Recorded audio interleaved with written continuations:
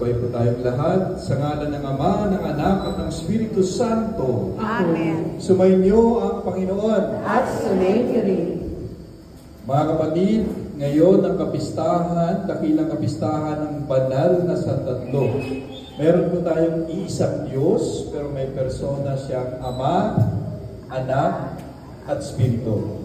Kung saan ang Ama, nandun din ang Anak, nandun din ang Espiritu. Kaya ngayon, every time tayo nagsasign of the cross, di ba? Kailan na tayo nagsasign of the cross? Kapag? Nagdadasal. Tama. Kapag nakita na yung naniningil ng utang mo. Lord, please, ilayo mo to. Tapos, lalo na kapag may mga in danger, di ba? Yung panganib. Tapos, naguguluhan kasi sign of the cross tayo. Tinatawag natin ang banal na Santatlo dahil nasa sa kanila ang tunay na kapangyarihan, ang kapangyarihan ng isang pamayanan. So, aminin muna natin ngayon ang ating mga kasalanan upang tayo ay maging marapat sa pagdiriwang ng banal na paghahaing nagdudulot ng kapatawaran ng may kapal. Panginoon, pagbasa mula sa Aklat ng Kawikaan. Ito ang sinasabi ng karunungan ng Diyos. Sa lahat ng nilikha ng poon, ako ang siyang una. Noong una pang panahon, ako ang nilikha na. Panahon ng anyo-anya ko. Bago pa nilikha at naanyo itong mundo, wala pang mga dagat na ako'y lumitaw. Wala pang mga lokal, bukal ng tubig na malilinaw.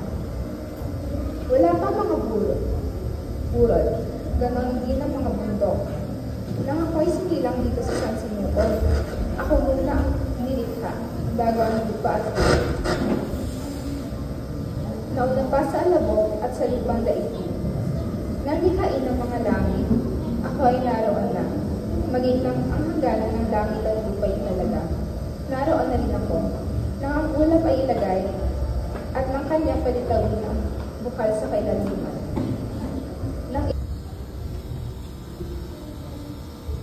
Pagbasa mula sa sulat ni Apostol San Pablo sa mga taga-Roma. Mga kapatid, yamang napawalang sala na tayo dahil sa pananalig sa ating Panginoong Jesucristo.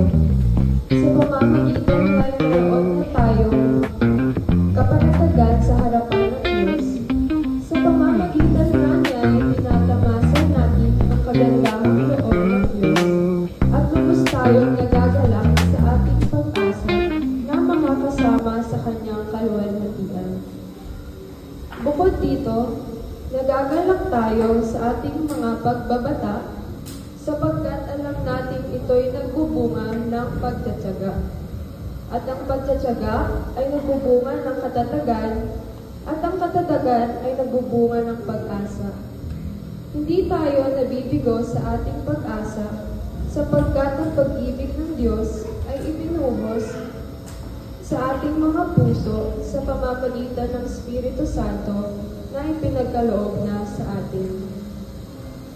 Ang salita ng Diyos. Salamat sa Diyos. Tayo po'y tumayo.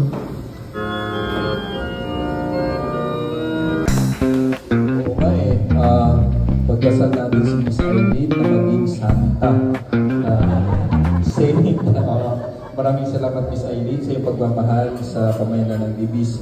At pagpalain kayo ng makapangyarihang Diyos, Ama, Anak, at Espiritu Santo. Amen. Amen. Tapos na ang ating banal na misa sa araw ng banal na Santatlo. Humayo kayo, taglay ninyo ang pag-ibig ni Kristo. Salamat sa Diyos.